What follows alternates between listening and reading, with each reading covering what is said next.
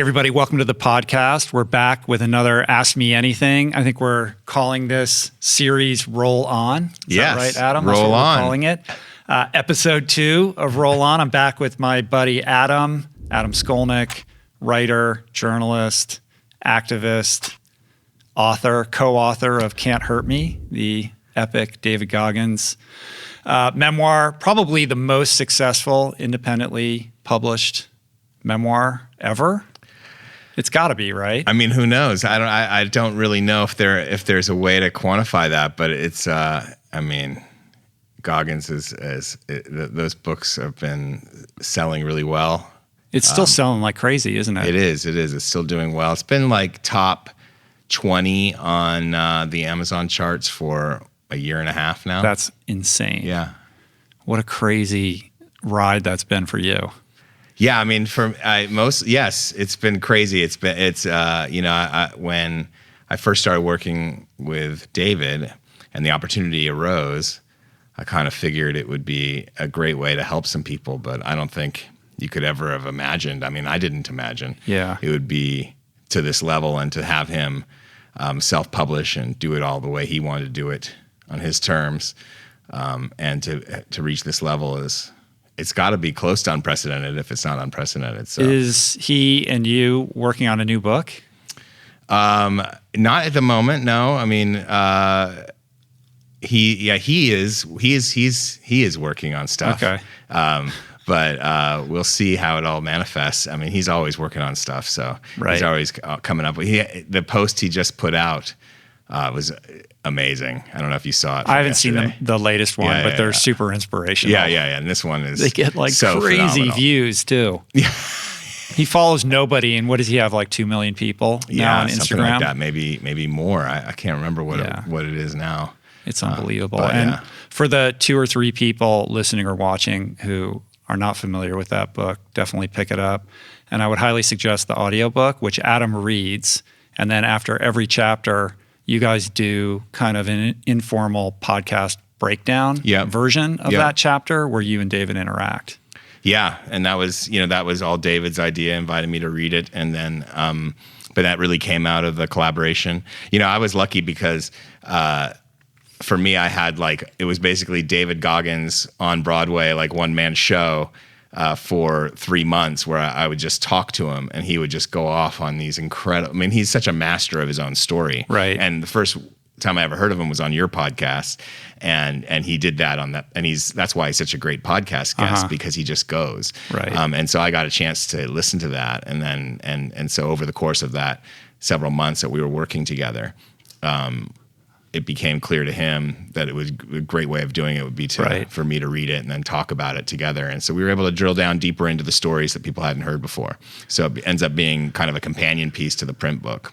Right. Yeah. Well, it's incredibly impactful, that book. Thanks. So man. Congrats on that. Thank you. For those that are new or missed our first edition of Roll On, seems weird to call it that. What we're going to do here, the idea is Adam and I are going to have a loose discussion kind of oriented around, I don't know, just whatever's top of mind, and then drill down into listener questions. So we created a little bit of an outline today, and we've got some questions that we're going to be answering. And the idea is that we're going to make this a consistent series on the show, probably every other Thursday. So the way that we've traditionally published is the long form interviews go up every Monday, and then every other Thursday I've been putting up episodes. And the idea behind those midweek episodes was to explore opportunities to do something a little bit different, hence the Guru Multiverse series and the Coach's Corner. And I think this is going to find its place, in that kind of sphere. So that's the idea. Maybe we can start with a little bit of feedback from our first episode, which was interesting. I think it was overwhelmingly positively received, although there was a little bit of criticism oriented around the fact that the first conversation that I've had on the show regarding the protests, civil rights, and Black Lives Matter was between me and my white Jewish friend. Yes. You know what I mean? And interesting casting choice. Right. Like I took some heat for that, understandably so. And at the time, my thinking was, well, I've got all these other, episodes chambered, long form conversations with Black Americans, African Americans, people of color, and those are going to be coming. But I think I probably should have put one of those up before ours to contextualize our conversation. My thinking was, well, this is a midweek episode. Everybody knows those are a little bit different. Right. I don't think anybody cares about that. No. So to all of you who might have been harboring that feedback or that notion, I understand where you're coming from. Yeah, I mean, and that's okay. It's okay to take that kind of heat.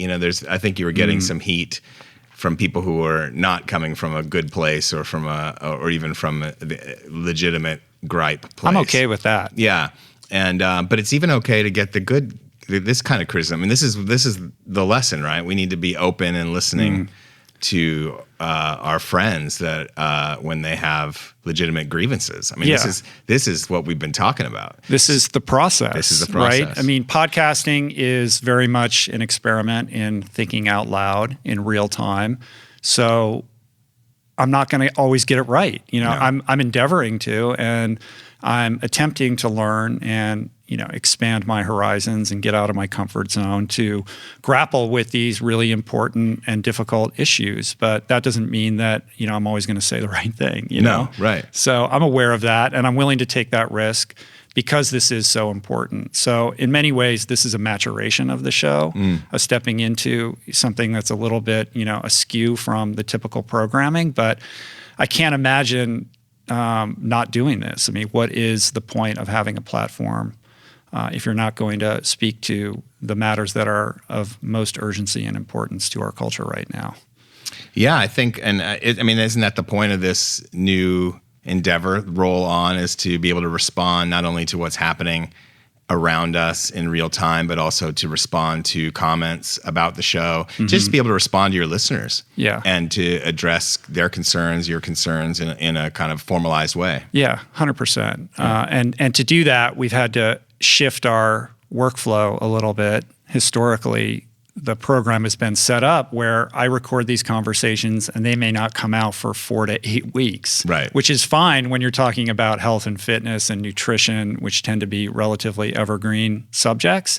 But right now, that doesn't work anymore. At least it doesn't work to the extent that I want to talk about what's actually going on. So we've moved things around a little bit to try to be more nimble. It's not a daily show and it's not a news program, but I do want to be able to be more contemporaneous with current events and to be able to be more connected to the audience and responsive to their direct questions to me, and to be able to have an opportunity to share my thoughts on matters of interest to them. Yeah, perfect. You had some comments on sprouting on the Facebook group, didn't you? That's right. So for those who don't know, we started a Facebook group for the podcast. I think it's Facebook Groups Rich Roll Podcast or Rich Roll Pod. I'll put a link up into the show notes to it. And it's been a really cool community. The idea there was to just create a place for people to discuss the show and their episodes, like-minded people to communicate with each other. Less about me being involved in it. I want it to be its own thing, independent of me. But I post there occasionally and I check in when I can. And in the wake of the sprouting conversation with Doug Evans, the entire feed, not the entire feed, but a lot of the posts are people sharing their sprouting experiences, which has been really cool. I shared it with Doug the other day. He was like delighted to see that. And I've been doing that myself. I ordered, after having Doug on the show, I ordered a bunch of sprouting stuff online. I got a bunch of containers and some seeds. I think Sprout Man is where I got everything. That's what Doug suggested is the best site to get this stuff. And I got a rack up in our kitchen, and I've got maybe 7 canisters going right now in different phases. Really? And it's been really cool. What do you got? I just got all it took a long time with COVID to get everything in the mail, but now I think I'm on day 3 of my first harvest. So these are about done and ready to eat. None of them have spoiled yet. And I got another rack below that I just started last night. So I want to have a rotation. Like different ones? Yeah, I've got broccoli sprouts, lentil, pea, Doug gave me a mixture that's like a protein mixture that has like chickpeas and a bunch of different stuff in it. Fantastic. I got a couple others I can't remember, but it's super simple and it really doesn't cost anything. These jars cost almost nothing. I mean, you could do it with mason jars if you want, with cheesecloth on top of them. And I just have a simple like dish drying rack where you angle them at a 45-degree angle, and it's right next to the sink. So every time I go into the kitchen, I'm reminded, 2 or 3 times a day to just rinse them out. And it's been fun, man. It's so easy, and it like literally the seeds cost like pennies. Did you have to like lease a corner of Julie's kitchen to get this approved, or did she just immediately approve it? Normally, she's very proprietary about her workspace in the kitchen, but I think she was so excited that I took an interest in something culinary. Like this is the great like myth about our marriage and our work together. We have all these cookbooks and all of that, but like Julie is the chef. Like I just sit there and wash the dishes afterwards. You approve enthusiastically. I'm not the culinary genius. You know what I mean? So the fact that I was like, oh, I want to do this, she's like, oh, wow, that's cool. She's all excited. So yeah, I bet. Anyway, my kids are like, what is that?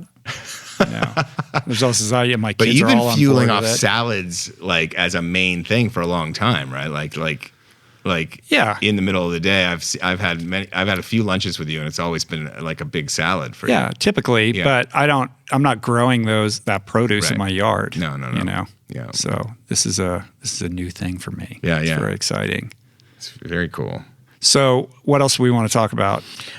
We want to talk about what happened in Westlake. Yeah, I think you should talk about that. I mean, you sent me this thing this morning. Yeah. So just today, news broke about an incident in my backyard. We're recording in Thousand Oaks right now, and in this neighborhood, 3 individuals got busted for defacing a Black Lives Matter sign. One of whom worked for the sheriff, the other worked for the DA, and I think the other one was a private citizen. But and the DA guy was an assistant investigator, I think, with the DA. Yeah. I mean, the DA's office and the sheriff's office did respond swiftly to put these guys on leave, but they're on paid leave pending an investigation. So and they were arrested, right? I believe they were arrested. Yeah. Misdemeanor citations. Yeah.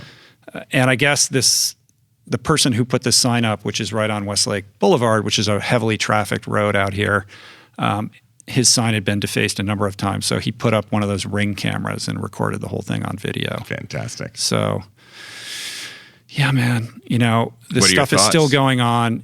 I think it speaks to the, when people say there is no problem, like there is a problem. Mm-hmm. The fact that things like this are happening are indicia that there is, an underbelly, a dark underbelly of racist attitudes and behavior, and this is made manifest in this particular instance. And what motivates that? Is it some kind of repressed white rage? Is it a sense of disenfranchisement? Is it just patent overt racism? Like, I don't know these individuals. I don't know what motivated them to do that. No. But the fact that somebody could do that in this moment in 2020 is upsetting in my own community. Is it resentment because they feel like there's now people hate cops because of Black Lives Matter or something? I mean, maybe. I mean, one of these guys worked in the DA's office, not the police department. Yeah, there's sheriff. So, right. You know what? I think 2 things. One, it's further evidence of prejudice embedded within law enforcement, which has been an accusation for a long time from people of color and especially Black Americans. And it has been given very little notice until now. We hear it, but it hasn't sparked widespread protest in our lifetime until now. And this is evidence of it. This is evidence in a place in Thousand Oaks. Right. In Westlake. I mean, which is, for people that don't know, an upscale suburban enclave that's predominantly white. Yeah. And just the expression Black Lives Matter has driven these people to do this. One of whom is 60 years old. Right. I mean, he's a 60-year-old man going out of his way to deface something. A 60-year-old man. Yeah, it's similar to the guy in D.C. on the bike Yeah. who was trying to rip the flyers out of the little girl's hand. Oh, right. Remember that guy? And that seems like a lifetime ago. It's like someone sent me something this morning of someone in their 60s, like that, trying to get into a grocery store without a mask and trying to barge past somebody. Did you see that one? And he falls and he's like so furious. Like the fury of the 60-year-old white man. I mean, the only thing I can think of, this is a big problem that we have in this country. It's that we have a country of adult children. Right. That have just not figured out how to grow up and be grown-ups. Right. Like we wouldn't tolerate that kind of behavior from children. Mm-hmm. You know, like if it was a 13-year-old going out and vandalizing anything, it would be a problem in that family. Right. If it was like a 13-year-old that wouldn't listen to the security guard at a grocery store, that 13-year-old would be reprimanded by his mom or his father right then and there. Right. When you think about what is going on in the mind of a 60-year-old man that he's going to pull his car over driving down Westlake Boulevard, get out and slash a Black Lives Matter sign. Yeah, a 60-year-old man. The immaturity and the wrongheadedness of that is unbelievable. And it dovetails perfectly with what we were talking about earlier. Both of us had started listening to Greta Thunberg's like sort of audiobook, I guess, manifesto that she just released on Spotify. Incredible. I was listening to it on the drive in, and she just pulls no punches, man. You know what I mean? And she speaks to this childishness of adults, right? She talks about being in the congressional dining hall in Washington, D.C., where she's going to have lunch with all these congressmen. And she's looking around at all the fast food outlets, and it's Dunkin' Donuts, and it's this and it's that. Baskin and she's Robbins. like, I see these grown men, and they're drinking their pink milkshakes and eating candy. And she's like, who are the adults? Yes. And these are the people creating policy. Right. And it's like, but there's so many places we can go with that. One is like her tone on the audiobook is great. Like it's very clear she thinks we're all a bunch of idiots. Right. Which we probably are. Right. Well, she has a clarity because she's not American. Right. So she comes to America and she sees it through a different lens. Like there's a distance between, like, because we can't see the forest for the trees because we live here. She doesn't have that problem. And when she's talking about her road trip across America, it's very de Tocqueville. Oh, yeah. Like she's got this, laser view on all the problems when she's driving through the truck stops and she's seeing the oil refineries and the empty parking lots and the 16-lane highways and all of that, and her ability to kind of articulate the problematic nature of all of this from a perspective of like, how did we get here? Like, we're not even beginning to address like all of these problems. She described she was paraphrasing, like making up fake slogans for the states. Because the license plate had states, and it was North Carolina, where even the salad bars don't have vegetarian options. Right. I know. No offense, North Carolina. I love North Carolina. I know. But that was pretty funny. De Tocqueville. You got to define de Tocqueville for people that maybe don't know who he was. So de Tocqueville wrote this book. What's it called? On America. Yeah, I forget. It was like early 19th century visiting America. So a French guy comes to America. It's On Democracy, maybe. Yeah. And he comes to America, and because he's not American, he has this crystal clear, objective perspective on the democratic experiment. Yeah, and helps spread that to France, right? It spread enthusiasm across Europe for it. Right. Yeah. So we'll link that up in the show notes. Meanwhile, a town in Siberia above the Arctic Circle just exceeded 100 degrees Fahrenheit. Yesterday or today. Yeah, I mean, I stopped for gas on the way here, and there's a Starbucks connected to the gas station, or like on the same plot. And I'm listening to Greta, and I'm thinking, well, she is pissed off because she's appalled that so few people are aware of this emergency that's going on, and the policymakers. Like, she has it out for the media, the policymakers, basically everybody, and I'm sitting there, and as I'm pumping my gas, I'm thinking of pumping gas into my car and watching 20 cars get in line for Starbucks drinks, probably in disposable cups, with their engines running and their air conditioners on because it's a warm day here in Southern California in the Valley.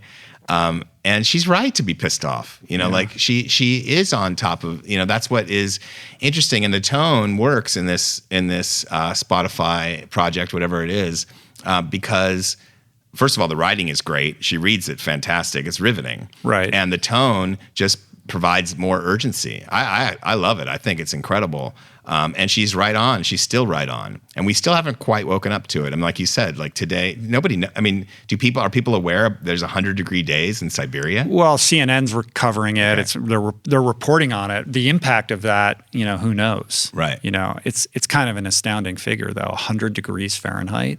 And they're saying it's going to be above in Canada too, right? Above the Arctic Circle in Canada is next. That heat wave is going to continue. Yeah. Yeah. Usually it's 60 degrees in June above the Arctic Circle. Yes, I think 68 or something like that. Yeah. One of the other things Greta was talking about was she visited a forest and was talking with some rangers there. I can't remember exactly who. And there's been a proliferation of this beetle that has basically rendered 50% of the trees, destined to die, which is like this horrific thing that's happening because typically the winters are so cold. And I think it was in Canada, that this beetle perishes in the winter months. Yep. But because it's warmer now, the beetle's able to survive the winter and continues to eat these trees. And so it's these loops that start to occur, like this domino effect that illustrates the tipping point that we're facing right now. It's feedback loop after feedback loop. And when those change, everything changes and the system changes. And what happens when these systems break down and change sometimes is things like viruses leak into the human food chain. And like, so there's it all is connected. It's all intersectional. That's what we're learning with race in America. That's what we're learning with science. It's all interconnected. And everything becomes a feedback loop. Right. Because we are like we were talking about earlier, we are like an organism on the planet functioning. And so we're going to be, everything comes back on you. And I think it's a good place to pivot into food insecurity and food injustice, right? Yeah. That's another, kind of black mark on our culture right now, where we have these pockets all across America that are deprived of healthy food and healthy options, that are also economically depressed. And that creates its own feedback loop that produces, a generation of people who are improperly nourished. They're more susceptible to chronic lifestyle illnesses. Their brains don't develop as well. Their IQ numbers go down. There's all kinds of statistics on this. And this perpetuates without any kind of interference on our part at a system level to redress this. Yeah, I mean, should I define food deserts? I kind of went on to the Food Empowerment Project's website, which is a great website, a great resource for this. And so what I'm reading now comes from them. Food deserts can be described as geographic areas where residents' access to affordable, healthy food options, especially fruits and vegetables, is restricted or non-existent due to the absence of grocery stores within a convenient traveling distance. So there's a report by Congress and the U.S. Department of Agriculture that 2.3 million people, 2.2% of all U.S. households, live more than a mile away from a supermarket and do not own a car. Now, that is skewed because supermarkets are defined very narrowly in these reports, and they can include convenience stores, bodegas, right? Like liquor stores. Exactly, that have like a spare banana that isn't even priced until the person goes there, and it can be a different price on a given day from a given employee. They're most commonly found, like you said, in Black and brown communities, low-income areas. And so their choices are limited.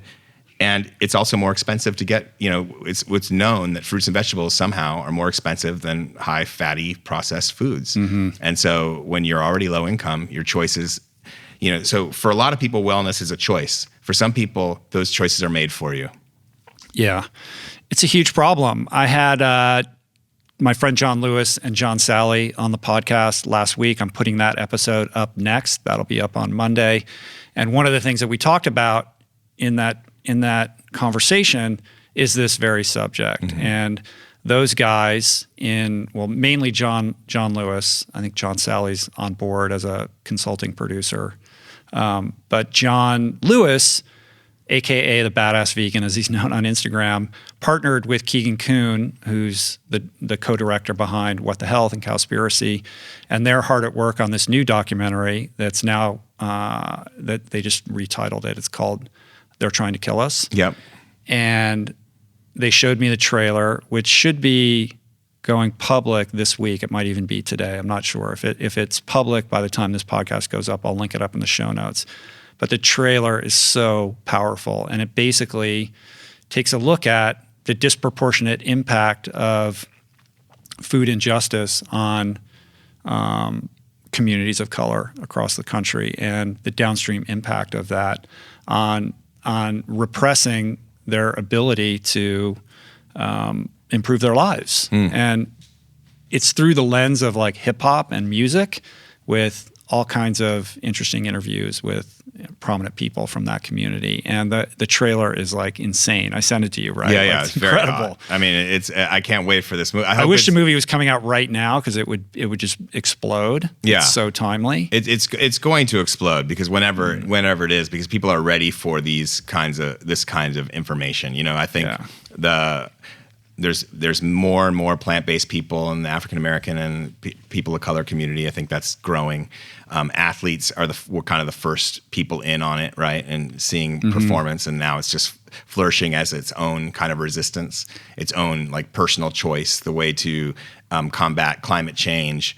You know, it's often, I think you've said it many times, it's the most profound thing you can probably do to help the planet right now on an individual level. Well, it's the one thing that you can do every single day, 3 times a day. Every time you reach for food, you're making a choice that has that kind of downstream impact. Has a big impact. I mean, just a couple of statistics. Between 1989 and 2005, so a little bit ago, the prices of fruits and vegetables went up 75%. In that same period, processed, high fatty foods, sugary foods, the cost went down 26%. So sometimes these choices are made for you, right? Like we were saying. Right. And so then that speaks to the systemic nature of all of this. The systemic nature. And so then when those are the options for you in order to make ends meet, you drift towards those foods. It seems like it's cheaper, but later you have type 2 diabetes, cardiovascular disease, other diet-related conditions that will impact your ability to make a living. And put you in the hospital or worse. Yeah. I mean, when you're working 2 or more jobs, you got some kids at home, maybe you're a single parent, you don't have time to cook, the healthy options are not geographically available. They're perhaps priced out of your range anyway. Yep. What are you going to do? You're going to go to the drive-thru, or you're going to hit up the bodega, you're going to eat the processed stuff. And, you know, that's the reality for millions of Americans right now. Yeah. Over 2 million. And, you know, Greta talks about this also in her book, like the intersection of this with the climate conversation. She talks about the fact that you can't talk about climate justice without addressing social justice. Like these are systems that are inherently interlinked. They are. And I think it comes back to something, a couple of things. I think you took some heat for even getting into politics now, because for a long time, like dealing with evergreen issues, it's not like you avoided political conversations. You like all sorts of interesting intellectual discussions, but taking on a political issue in real time kind of adds potency to it. Yeah. And so, but there is a connection between politics and lifestyle choices, right? I mean, isn't there? And what's the point of it? Like, why do we make these lifestyle choices? Do we make them because they make us feel better? Do we make them because they make us better in all sorts of other ways, like not just feel better, but stronger, live longer, think more clearly? Is it about our own enlightenment, or should it be linked to a better way of living in a communal level? I think it should be. I think people act out of self-interest. Yeah. Right. So. Yeah. The entry ramp for anybody is going to be, how do I feel better? How do I make sure that I don't get one of these diseases? How do I keep a trim waistline? How do I not die of a heart attack like my father or my mother or my grandfather?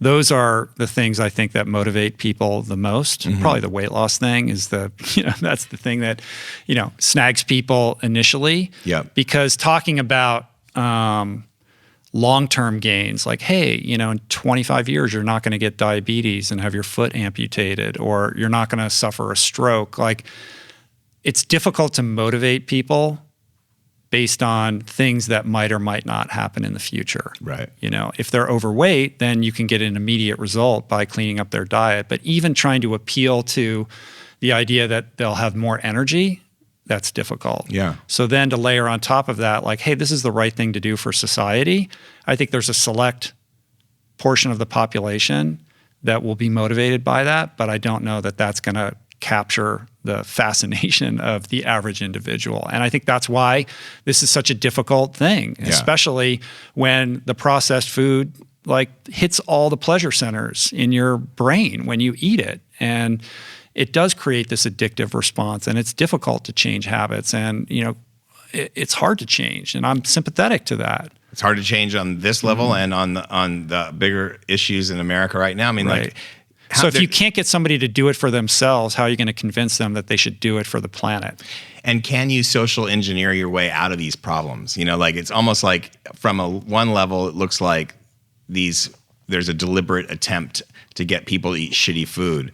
But a lot of these things it looks that way, but there are probably a million decisions that went into this, profiteering type decisions. It's not like a Mr. Burns sitting atop, Right. on some throne somewhere making these nefarious decisions to impact people in an inequitable way. It's Right. just the tectonic plates of culture shift in a certain business, way to big create business. in business to create these from lobbying efforts on behalf of these conglomerated food companies and the farm subsidies and the way that campaign finance works. Like all of these things contribute to a system that produces this kind of unhealthy result and inequity. And the only way forward is twofold. We have to deconstruct these systems, but we also, and this speaks to what Dan Buettner talks about with the blue zones, we have to create environments that are conducive to the healthy choice.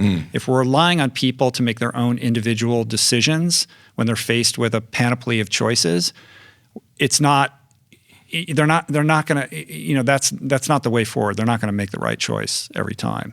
So we have to create environments where the healthy choice is the convenient, affordable, and easy to consume option, right? From bike paths to, healthy food that is within arm's reach and price effective based on the community. And that has to happen at the local government level and at the federal level, at the state level, at every level. Like what we're subsidizing, because you're referring to subsidies of, I'm sure, corn and soy, but mostly corn, which becomes high fructose corn syrup, right? And it ends up in products all over the place. Makes it super cheap. Yeah. I had a guy very, very early on the podcast. He'd be good to bring back on, this guy, David Simon, and he wrote a book called Metanomics that basically looks at the subsidy structure in the animal agriculture industry. And basically, the truth is, if you stripped away all the subsidies, like the average Big Mac would cost I don't know, I can't remember the figure, but it was like a lot of money, right? It was way more. What does it cost now? $2 or something like that? Yeah. It would be like $9 or something. That alone would shift the landscape tremendously. Yeah, if you stop subsidizing the food the cows eat and the cows themselves, it would be too expensive to eat so much beef. You wouldn't be able to. Yeah, fast food. The whole ecosystem of fast food would shift as a result of that. Amazing. So, yeah, I mean, I did a story for Sierra Magazine in pork country in eastern North Carolina, and there, what has happened is that big conglomerates like Smithfield Foods, which is now owned by a Chinese kind of multinational, and most of that pork that's grown in eastern North Carolina ends up going to China. A lot of it does. Right. And so what's happened is that the individual farmer that used to own the pigs and sell them to the slaughterhouse or the big company that distributed it, they don't own them anymore. They basically are paid a fee to grow the pig, right? And that fee doesn't cost enough to treat the sewage, so the sewage ends up in these ponds that ends up getting flooded into rivers. Sometimes they have to spray spray it and all then over. It rains down on the local community, which tends to be a relatively impoverished community. Yeah. And so, but the kicker on that is that the actual pork grower, the people that own those farms, very few of them make any money. No, I know. So it ends up being, it doesn't work for anybody really. They're essentially a modern day sharecropper. Yeah. And they have to procure so much debt to create these farms, and they become servants to that debt, and they can never transcend it. Yeah. And I've had many guests on the show to talk about that. I mean, that's another instance or example of the systemic nature of this. You have these conglomerated animal agriculture companies that prey on these farmers to basically convince them to produce at a higher level. They need to they'll give them these loans, and they're able to build these industrial CAFOs. Yep. But they're always just shy of kind of being able to be profitable beyond servicing the debt. Right. Some people can make it work because they maybe own multiple CAFOs, and so they make it work that way. The small margin becomes something over if you can scatter it over 6 different farms they bought. But most people suffer, man. Most people can't make a living. Yeah, and I'm compassionate to those farmers. Oh, yeah. Who are trying to continue the legacy of prior generations and this beautiful tradition of farming that is part and parcel of Americana. Yeah, I mean, this is a very different situation. Right, and when I was in Eastern North Carolina, this was in September or October 2016, there was a Trump rally announced. Did I ever tell you about this? No, I don't think so. And in the middle of Eastern North Carolina, pork country, they dropped in with 2 days' notice. He staged a rally, and they canceled the schools so that everyone could go to this thing. And I was there with some community activists and the Riverkeeper. And we all heard this, and all the local people told me they'd never heard of school being canceled for any reason other than like a weather reason.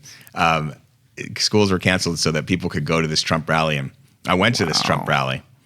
And but you see this division that is sown because the people who are trying to keep their lifestyle going are victim to the friends of Trump, but they are worshiping Trump or grateful for Trump. Well, that's the disconnect, right? The idea that this administration cares about them and their problem, when in fact everything that it's doing is at odds with their personal self-interest.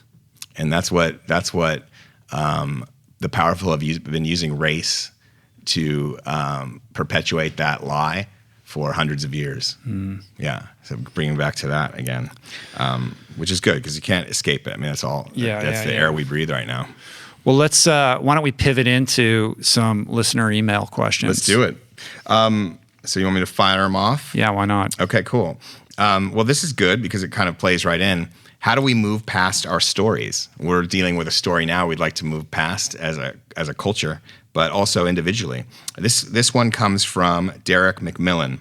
Hi, Rich. In your podcast with James Altucher, you both touched on how we move past our stories rather than continuing to be identified with who we were, whether it be an addict, criminal, etc. How do you develop a positive relationship with your past without identifying with it in the present and letting it dictate who you will be in the future? Thanks. That's like the ultimate question, right? Yeah. We all have these stories that we tell ourselves about who we are. Mine can be, I'm an alcoholic, or I'm an athlete. Yours could be, I'm a journalist. Yep. So those are the labels that we put, there's professional labels, but there's also these more, at times insidious stories that we quietly, privately tell ourselves about who we are and what we're capable of. And I can't do that thing. I could never do that. Well, Goggins can do that, but I can't do that because he's like that and I'm like this. Right? That's right. I do it as much as anybody. I've done it historically over my whole life. And I think it's important to understand that these stories are illusion. We fabricate them. It's like our brains want to make sense of ourselves and our world and our past and our capabilities. It's like this mapping device, right? And it's trying to identify patterns. There was a spiritual teacher that I had many years ago, and he described it like buds on a branch. Like if you take a tree branch and you see the little buds where eventually there'll be new branches, right? And if you look at that branch like a timeline of your life, we have a tendency as human beings to identify these certain buds of things that have happened in our past, and we weave them together to construct a narrative, right? So it might be my father abused me, or I wasn't able to get into college, or whatever it is, right? Like there are certain instances, like events that occur, and we hone in on those and we create meaning around them, and then we weave them together. But in truth, our life is made up of billions of decisions and events that have occurred over the course of our lifetime. And we're myopic to almost all of it, except for these little buds along the branch, right? And we make this decision based on illusion that these things are more meaningful than everything else that's happened to us. And we construct an identity around that.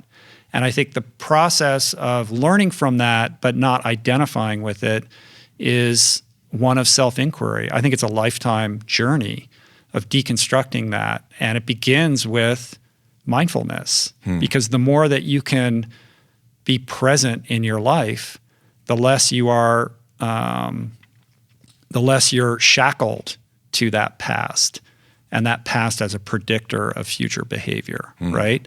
So the most tangible tactical advice I can give to someone who's struggling with this is to begin meditating and to try to learn how to be more present in your life. I think these stories are important to the extent that they can inform a better path forward, but detrimental to the extent that we rely on them as limiters and predictors of future behavior. Your past doesn't dictate your future, but it will if you allow it to. And I think in most people's case, that's what happens. You just say, well, because I'm this way and this thing happened to me, that I can only do these things, or I'm not capable of doing these other things. And freedom comes with being in the present and unshackling from that narrative, deconstructing it, like really being do in the an present, inventory. meaning Well, the more you're present, the less reactive you are, and the less prone you are to just repeating some cycle, that's some deep groove that's like in your brain about how you behave. because you're open to what's coming at you versus ready to defend against what's coming at you. You can evaluate your circumstances more objectively rather than reacting impulsively to them based upon some prior like when this happens, I always do this, right? I'm not even thinking, I just do it. This is how I respond to these situations. Yeah. And understanding that that's actually a choice, but in order to really embrace the fact that you have options, you need to be present to create that little buffer of time wherein you can reflect a little bit more deeply on what's happening, so that the behavior that you choose to then lean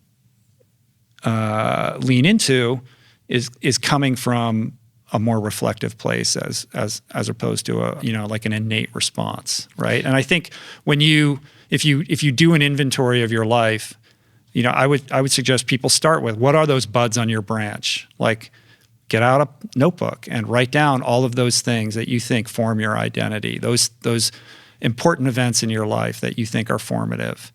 And then I would challenge you to then find other instances in your life that call into question the veracity of whatever truth is that you're hanging your hat on. And I would imagine that most people can find, like, I'm not worthy of being hired for this kind of job because I've been fired 3 times in a row. Well, have you ever had a job where you didn't get fired? Like, try to put truth to that lie in some regard, and understand that you have the power to create a new narrative. What you decide to focus on becomes your reality. So if you can free yourself from being overly focused on those buds along that branch and those instances that create this story, you have the power to create a new story for yourself. What you decide to focus on becomes your reality.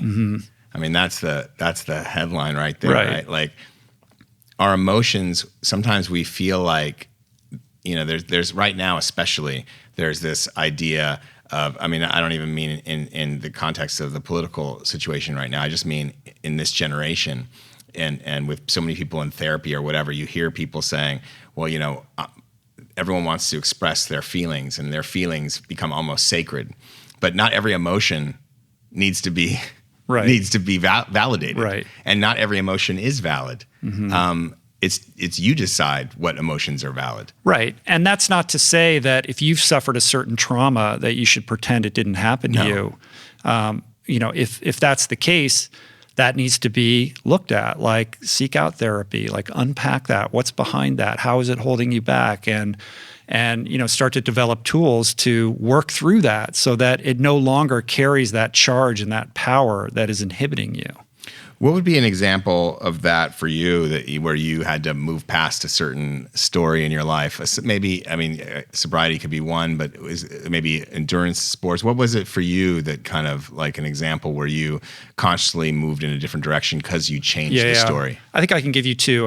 One is where I'm still kind of very much in a story, and one is where I'm actively moving past a story. And the first is addiction and alcoholism is tricky, right? Because I am an alcoholic, and I think there's certain people who will tell you that they've cured themselves of alcoholism or they've transcended it, and it's not for me to judge that person's experience. Maybe they have, and if they have, that's fantastic. But I know that I have alcoholism and that I need to treat it, and that treatment involves 12-step and working with other alcoholics, et cetera. I have a whole 12-step program for dealing with this. I will never be cured of alcoholism, but that doesn't mean that the fact that I'm an alcoholic needs to define my entire life experience. It's something that I have to deal with, and my first priority as an alcoholic is to help other alcoholics achieve sobriety. I'm clear on that. But that doesn't mean that I'm like this single issue person. Right. You know what I mean? Like, I do know people that are sober alcoholics, and basically their entire life is about, talking about the fact that they have alcoholism. Like, alcoholism is something that almost killed me, and there's a whole story behind that that I still hold on to. I don't allow it to identify who I am, but it's a very powerful story in the sense that it is a reminder that as much as I want to deny or ignore it, that I have a disease that would very much like me dead. And that I have to remain persistent in my recovery to abet that internal urge inside of me that's doing push-ups the minute I stop treating it. Staying ahead of it. Right. So that is a story that has truth to it. I don't overly identify with it, but I need to maintain the pertinence of that story in my life in order to be well. And that's why when you go to like an AA meeting, people get up to the podium and they share what it was like, what happened, and what it's like now. And the reason that they share what it was like is a reminder to themselves as they're sharing it, and to everyone else, like, this is where I came from. Like, this is why I do all these things now, because I would very much like to just forget that I did all of those things and pretend it didn't happen. Yeah. And it's important that I'm reminded that that is, fundamentally who I was and who I could return to being if I'm not vigilant. So that would be that one example of where I maintain a connection to this story for a healthy reason. Yep.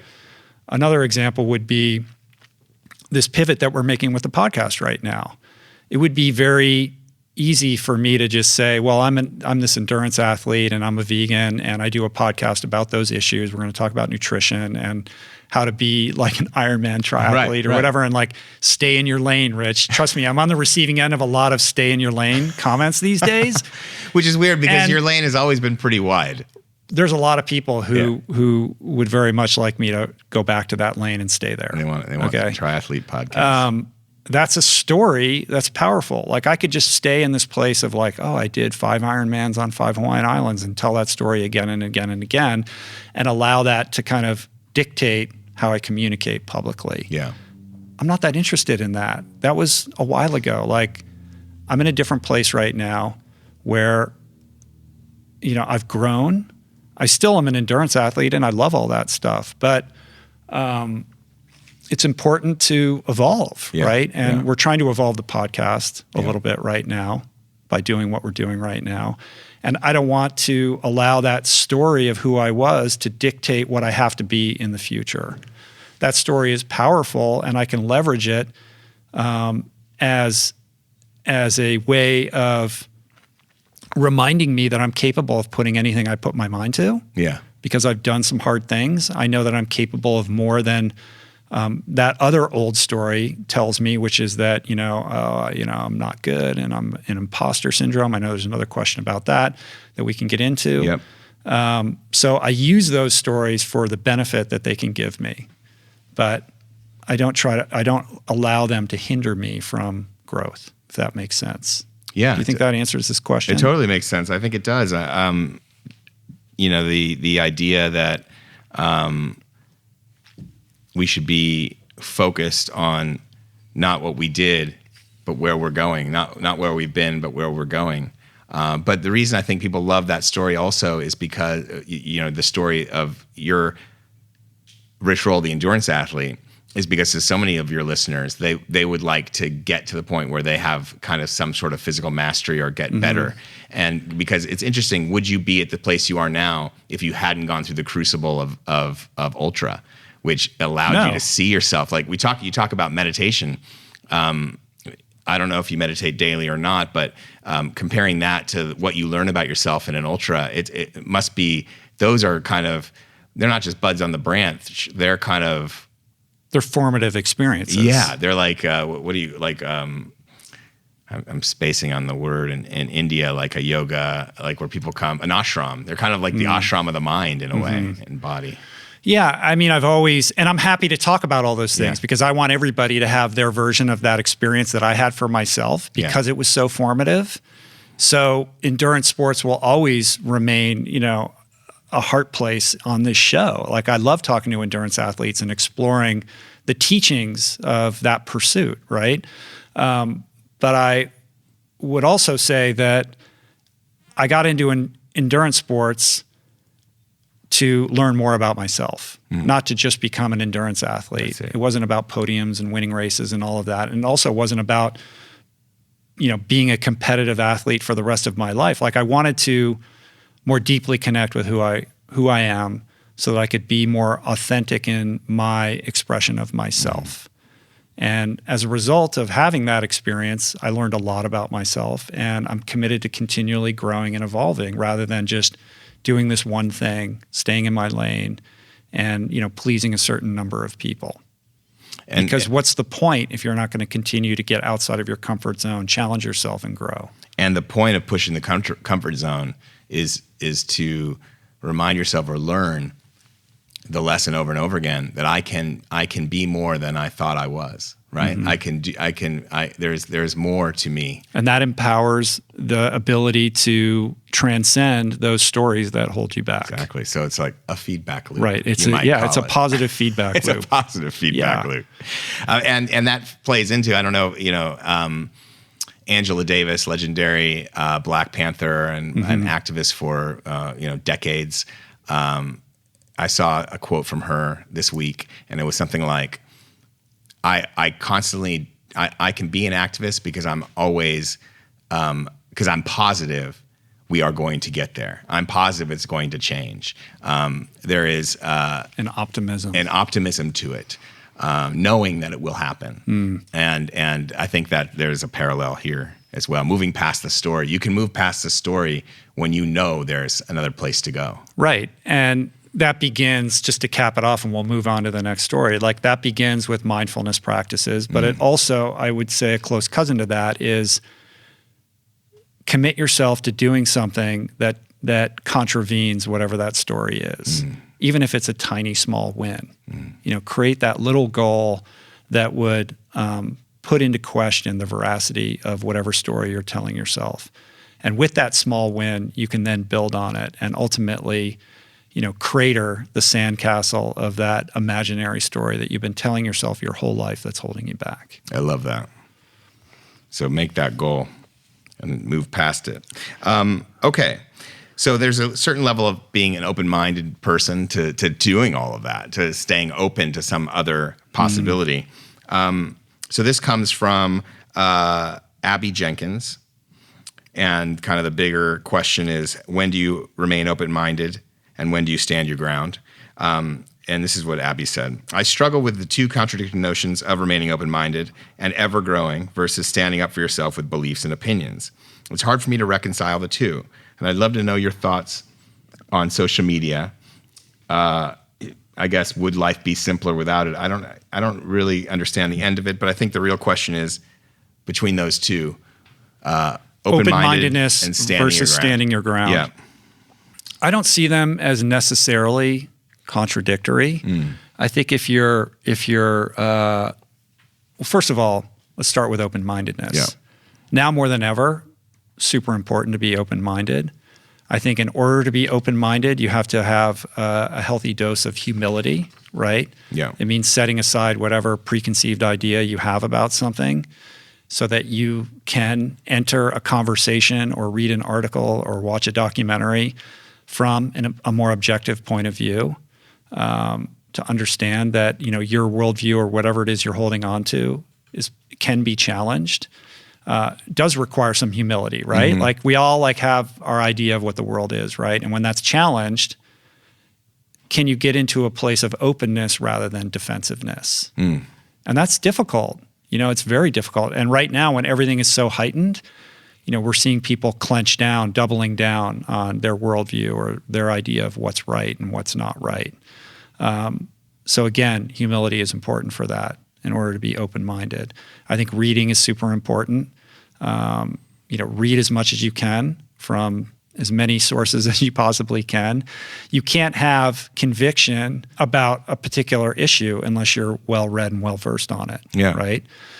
And I think standing up for yourself with beliefs and opinions requires that you have self-awareness, self-understanding, and conviction on a certain idea or point of view, right?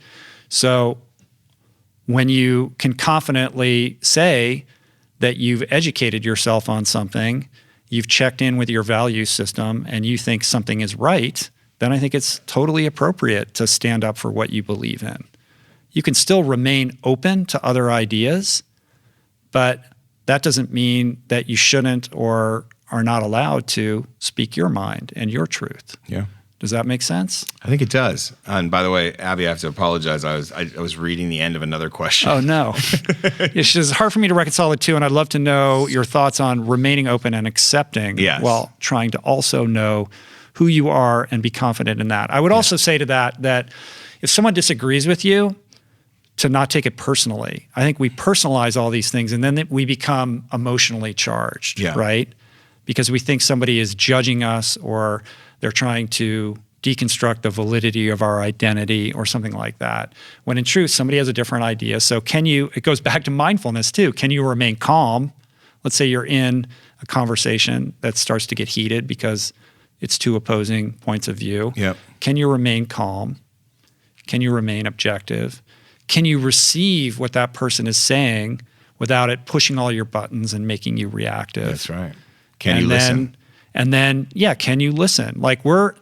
If anything right now, we're experiencing a poverty of our ability to listen, right? And I think with the weaponization of social media and the heightened, emotional climate that we're in with coronavirus that's amplified by the social protests and the unrest that we're seeing, everybody is on edge.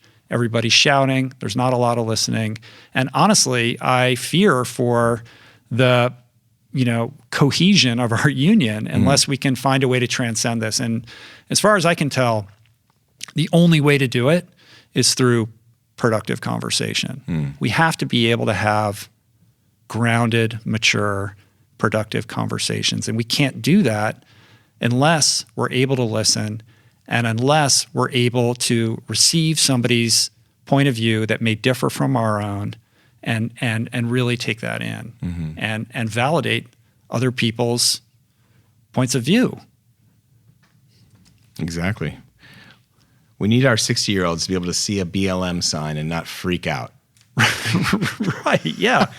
60, and listen, not 16. If that 60-year-old has a problem with it, there are other avenues for him to voice, exercise his First Amendment right. That's right. And I have no problem with him doing that. I may disagree with him, but can we move past the emotional aspect of this so that the conversation becomes more productive and puts us on a path towards repairing past damage and recreating, a better, more healthy union for everybody. Yeah, and being open-minded isn't necessarily a liberal thing, or being open-minded and being open. Often people on the far left are just as open-minded, are just as closed-minded as anybody else. This is not a partisan thing. No. Okay, how do you deal with imposter syndrome? From Philip Diddy. You have mentioned imposter syndrome a couple of times in past podcasts. I too suffer or struggle from that, despite some level of ability to be successful in endeavors that I feel an imposter in. I'm grateful for friends that mirror back to me my value to them. Certainly you have recognized that you have many fans and supporters and even guests that you have had an impact on. It's a paradox for sure. What exactly does imposter syndrome look for you? How do you face and overcome it enough to continue forward in your path? What would you tell someone trying to flip the switch toward a desire to serve humanity that is afraid of the next step due to imposter syndrome? Yeah, it's a tough one because I'm always saying that I suffer from imposter syndrome, and I think I do to some extent. I had this guy, Chris Evans, came to my house who hosts the most popular morning radio show in the UK on Virgin Radio UK. Yeah, right. It's like the breakfast show. He's a fan of the podcast. What's up, Chris? If you're listening to, I love you. And he's always giving the show shout outs on morning radio in like London, which is awesome. But he came to my house and we did our own podcast for his show. And he's like, you're always saying you have imposter syndrome. He's like, you don't have imposter syndrome. He's like, you know what you're doing.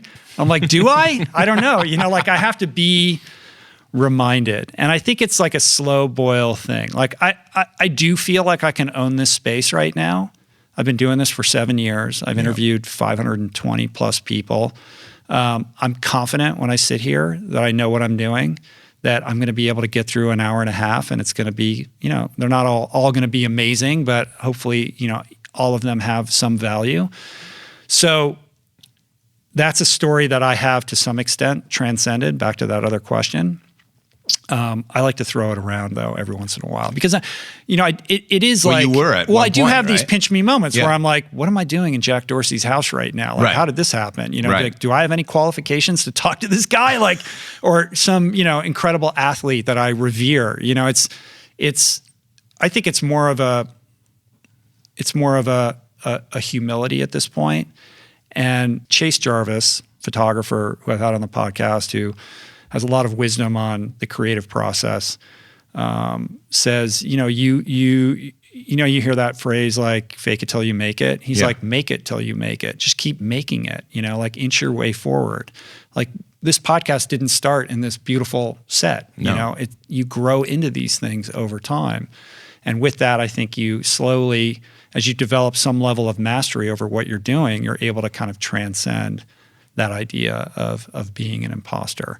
I would say that I have a deep-seated insecurity in me that is, I've spent a lifetime trying to unpack and overcome, but it crops its head up once in a while and tells me like I have no business being here and somebody else should be sitting here. And when's the guy gonna walk in here and take away my, like who told you could have a podcast? You're done. You know what I mean? Wait, but it's your podcast. Or who wants to hear what you have to say or your opinion on any of this? The real Rich roll is just down the hall. The imposter syndrome definitely is creeping up around this new format because this is new, right? It's there are political pundits who know a lot more about this stuff than I do. Let's let them do that. Mm-hmm. But I have to make it until I make it, right? Yeah. And the more I can do that, the less like held hostage I am by that insecurity and that sense that I am an imposter. So how do you drill that down into some kind of tangible advice for Philip? It really is make it till you make it, right? Like if you're feeling like you're an imposter,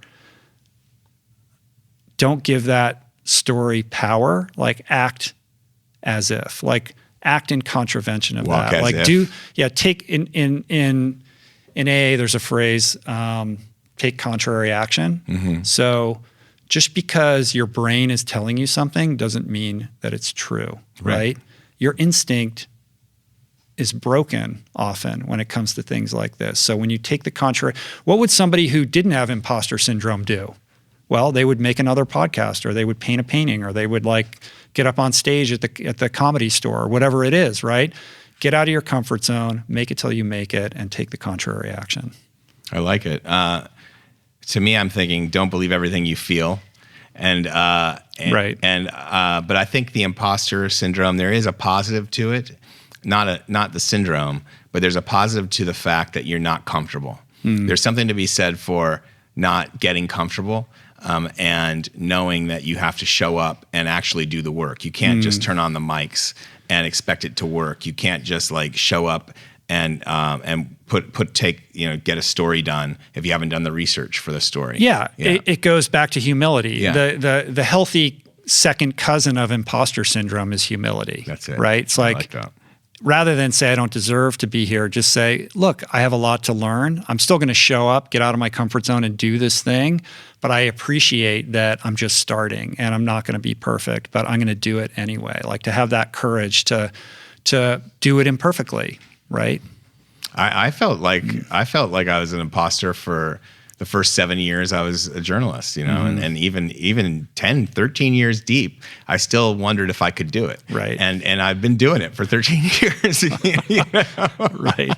Who's going to take that little hat off your head with the press thing? Right. And now I don't feel that way anymore. But I still, every time I have a new project to do, I still wonder, can I do it? But not in a negative way. But you have this muscle because you've done it so many times. Yeah. Like as a writer, when you're beginning that project, you're like, how am I ever going to figure out how to do this? Like it just seems hopeless, right? But you've been in that situation so many times that you're like, I know I feel this way right now, but I also know like I always figure it out.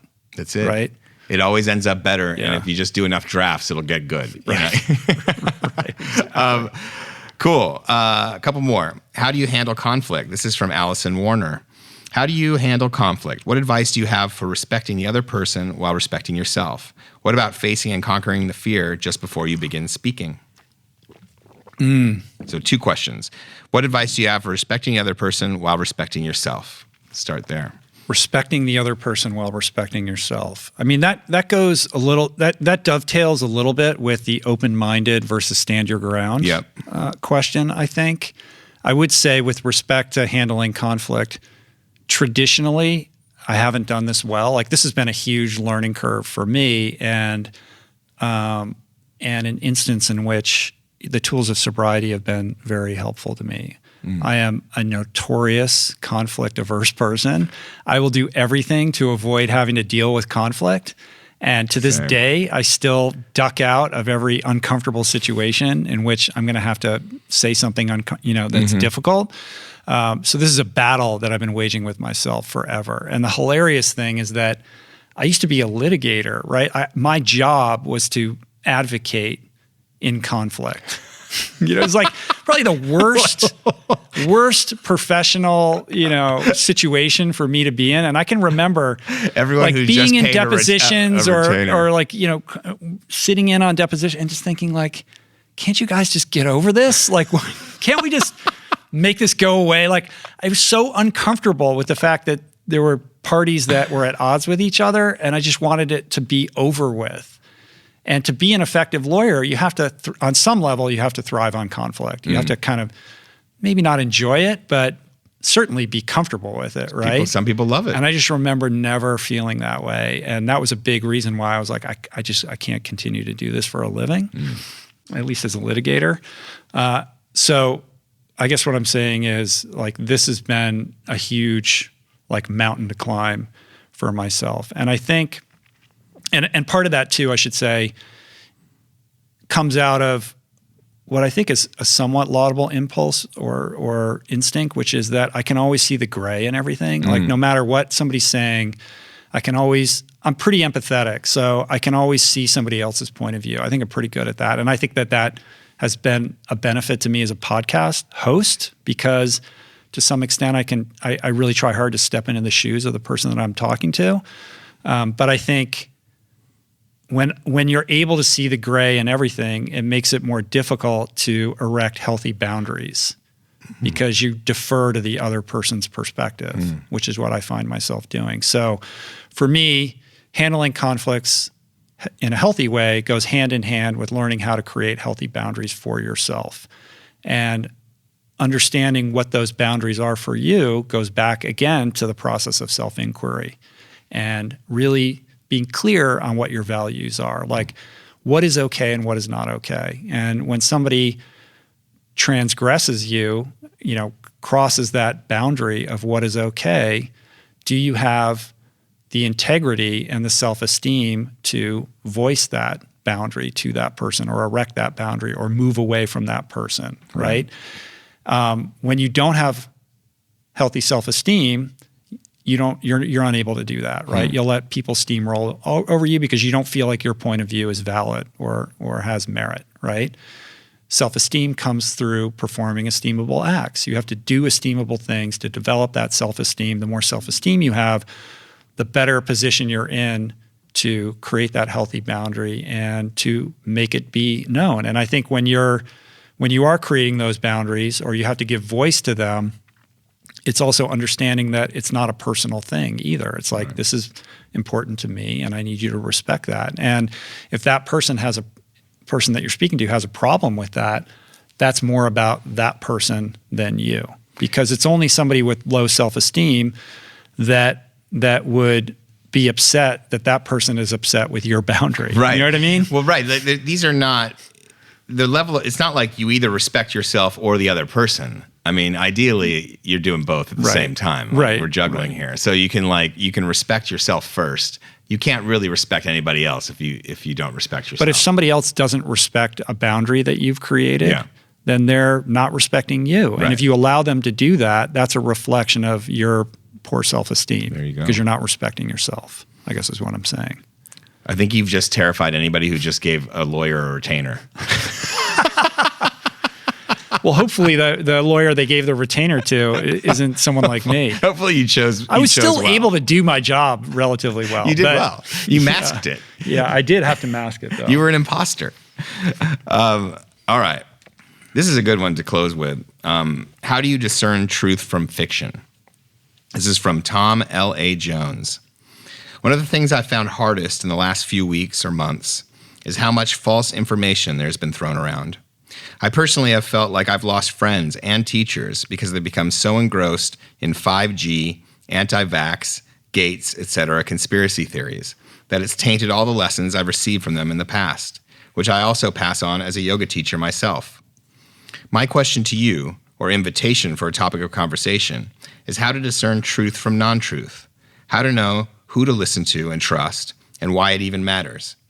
Perhaps if I simply turned the news off and turned off my conspiracy theory pushing friends on social media, or just turned that off altogether, life would be simpler. This is a tough one. Life would be simpler, of course, but I don't know that it would be better. And to the extent that Tom is questioning whether or not truth matters, let me be very clear. Truth matters. Truth matters more now than ever. If we can't agree upon what is true and what isn't true, how do we move forward as a society? And I think we're in a very precarious moment right now where truth is being questioned all over the place, and the firm ground upon which we stand in terms of what is real and what isn't is becoming more and more difficult to discern. And it's deeply concerning to me. Truth is incredibly important. And I don't know how we got to this place where we have become so distrustful of vetted sources and so prone to believing things from dubious sources that it's made conversation, back to this issue of conversation, very difficult, right? I don't know what else to say other than that it is incumbent upon Tom, myself, you, all of us, to vet the sources of our information, to be more mindful and conscientious about our information silos and where we are receiving information from. We can be open-minded, to go back to the other question, but we can't be, we can't allow ourselves to be susceptible to the level of manipulation that we're seeing right now.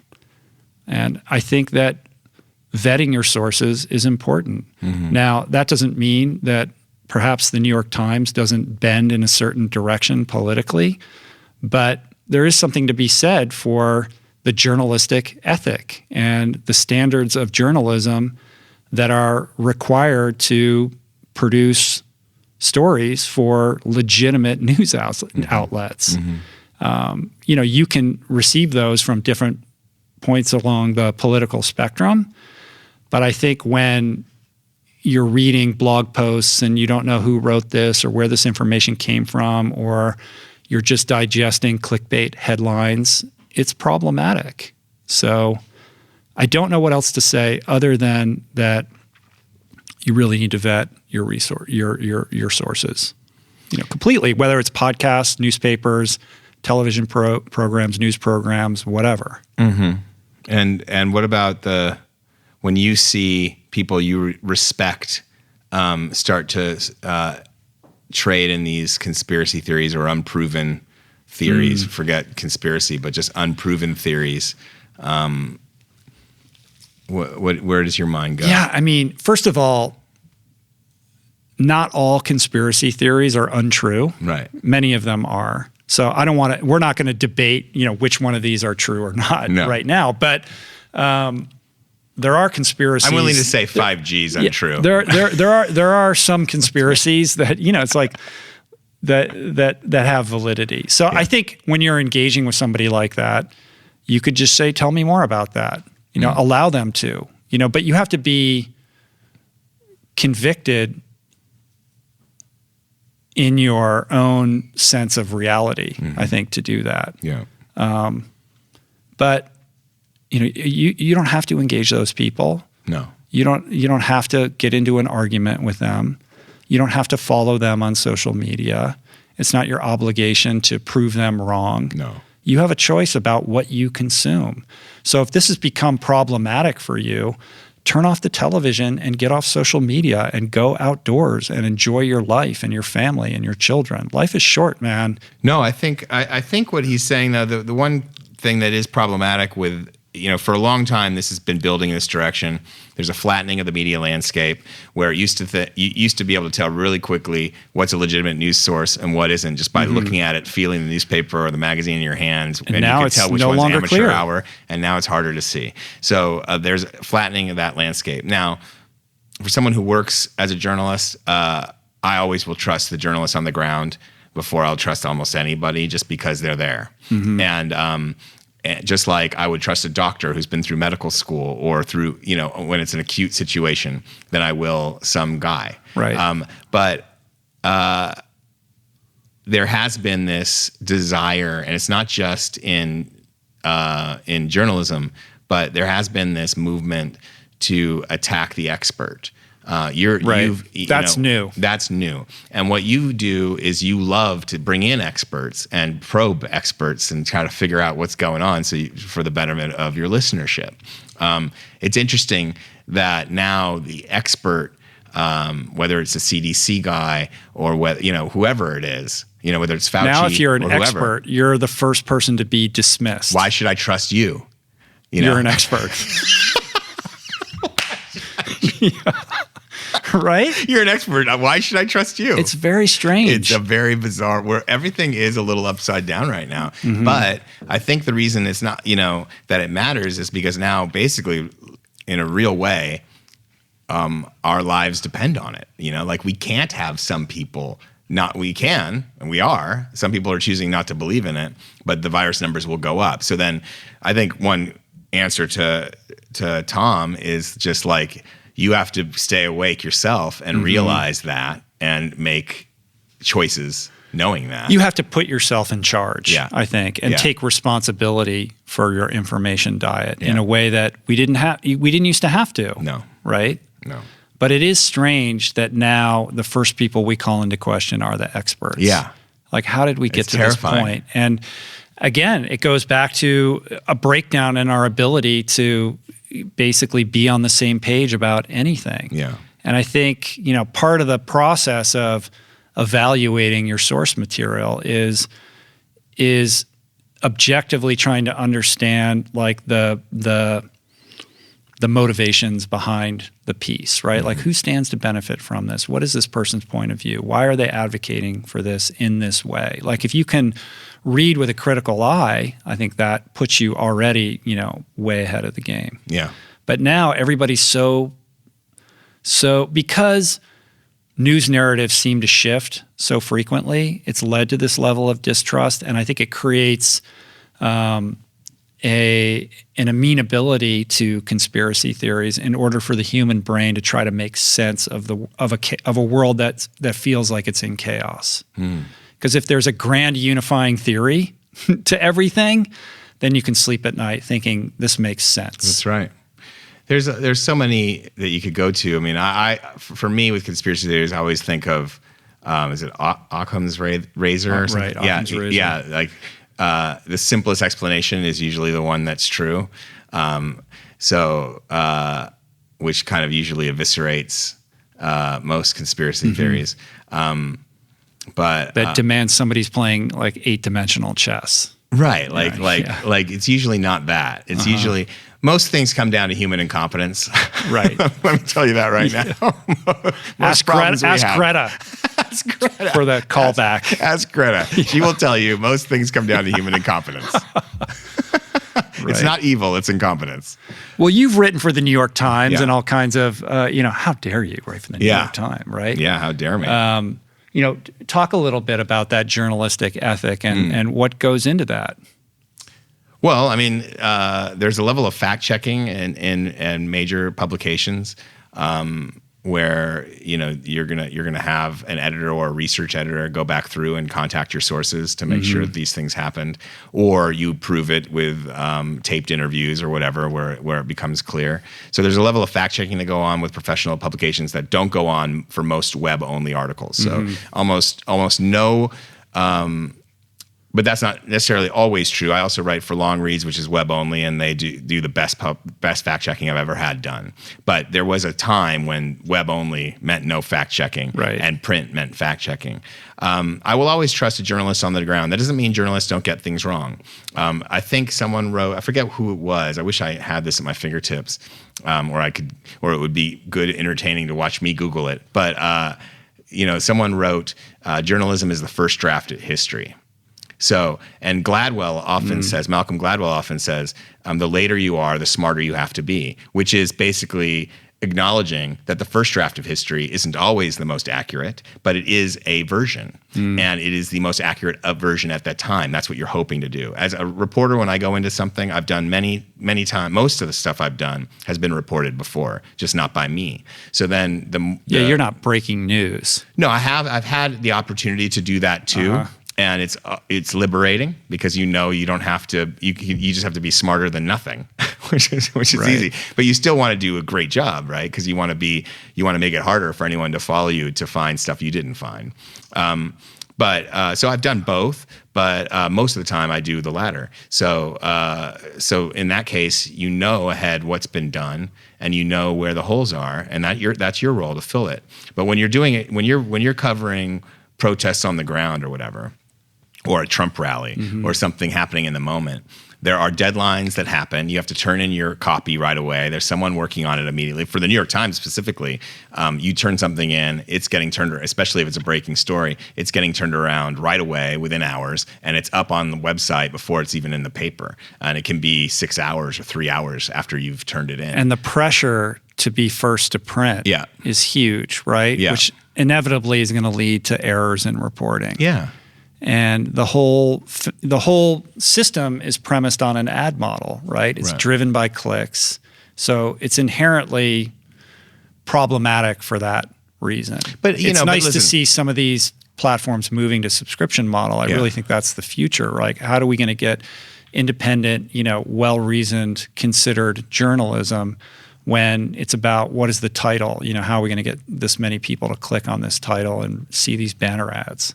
But it's important to say, just because journalists make mistakes sometimes, they are often the best place to interpret something, because they're usually studying it. Often, especially with the New York Times, they're experts in a particular area, or they've been working on a specific desk for a period of time. So they have the most sources, really. They're the ones talking to the most people about that very specific thing.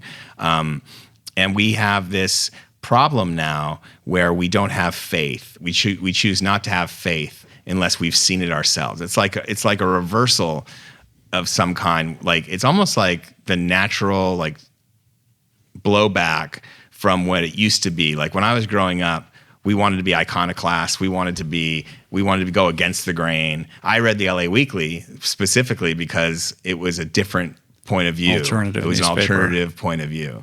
But now everyone's looking for that alternative. And so it's no longer just the people on the edge of culture looking for that. Now it's everybody in culture looking for that. It's beyond just siloization, although that's part of what we're talking about. It's this doubt that is sewed into almost everything. Right. Like, we doubt our doctors, we doubt the CDC guy, we doubt our journalists, we doubt too much. I used to be into being a rebel, but now we doubt too much. We're afraid to trust. There's a trust deficit. Yeah. And it's incredibly destabilizing across the board for all of us when we're all doubting on that level and we can't agree upon some kind of shared ground. Yeah. I had David Katz on the podcast a while back. He wrote an op-ed for the New York Times at the very beginning of the pandemic about his perspective on COVID. And whether you agree with his perspective or not is irrelevant. What happened was he told me it took 10 days of back and forth with the editors, fact-checking, changing this to make sure that everything was fully vetted. And by the end of that 10-day period, all the stats had changed again because this thing was, and they had to change it again. And the elaborate, amount of effort that went into just that simple op-ed that looks like you just write it and it goes up was way more than I think people realize, way more than meets the eye. And it's stuff like that gives me, gives me confidence that when I pick up a legitimate publication like that I'm getting something different than I'm going to get from a blogger with an agenda, with no editorial oversight. Yeah, there you go. So I think that's it for today. That's good, man. Thanks for having me. How do you feel? I feel good. I mean, it's always good to bat the tennis ball back and forth from a safe social distance. I think we're making it till we make it. Let's make it till we make it, man. What I mean? Right? Now we will go slip pink milkshakes and eat candy. Let's go eat candy and make some really important policy decisions. Yeah, exactly. All right. Well, until next time, my friend, probably 2 weeks from now, thank you for doing this with me. I appreciate it. Thanks for having me. Thanks for listening. This concludes this episode of Roll On, whatever we decide to title this. Roll On everything. If you enjoyed this, you can find Adam online at Adam Skolnick on all the socials. You know where to find me. This is also up on YouTube if you want to watch us ping pong back and forth verbally.